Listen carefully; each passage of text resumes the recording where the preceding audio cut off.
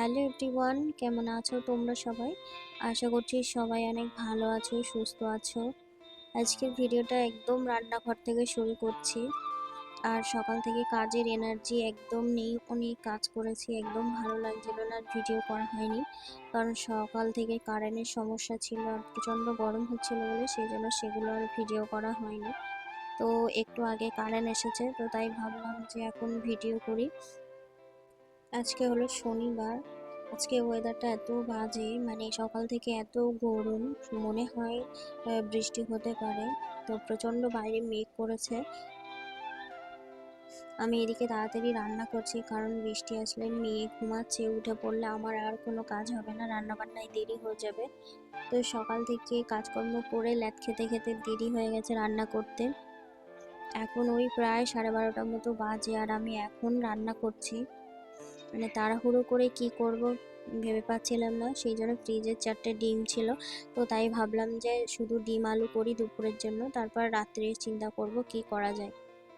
ফাঁকিবাজি রান্নার মধ্যে দিয়েই আজকে দিনটা পার করে দিলাম। তো আলুগুলোকে ভেজে আমি একটা মশলা বানিয়ে নিয়েছি, মশলাটা আলুর মধ্যে দিয়ে কষিয়ে তারপর মানে যেমন তেমন করে আর কি রান্নাটা করেছিলাম। তো পরে যখন খেয়েছি দেখছিলাম বেশ ভালোই লাগছিল। মানে অনেক সময় না আমি এরকম যেমন তেমন করে রান্না করি, তো কোনো কোনো সময় রান্নাগুলো এত ভালো হয়ে যায় না, কি বলবো। আর আরও অন্য অন্য সময় আছে যখন গুছিয়ে রান্না করি তখন খেতে একদমই ভালো লাগে না। নিজের রান্না নিজেরই মানে মাঝে সাঝে এমন মনে হয় খেতে ইচ্ছা করে না। তো দেখো সকাল থেকে মানে বাসনপত্র ছিল, কাজ করেছি বলতে ওই টুকটাক, কারণ ছিল না সেই জন্য ভালো লাগছিল না কাজ করতে।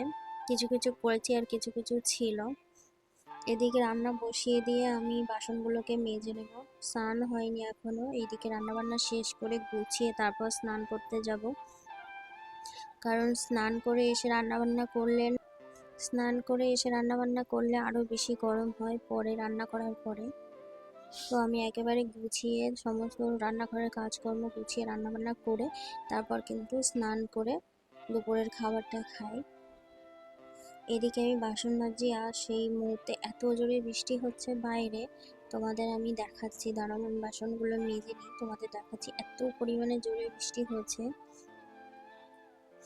বেশ ভালোও লাগছে, কিন্তু বৃষ্টি হচ্ছে তাও গরম যাচ্ছে না, এত বাজে গরমটা, মানে সহ্য হচ্ছে না আর কি।